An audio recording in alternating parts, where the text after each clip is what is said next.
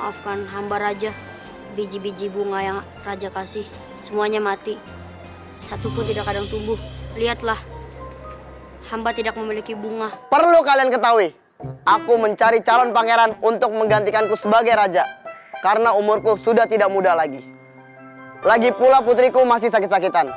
Dan aku mencari calon pangeran yang jujur dan berani. Dan kamu adalah orangnya.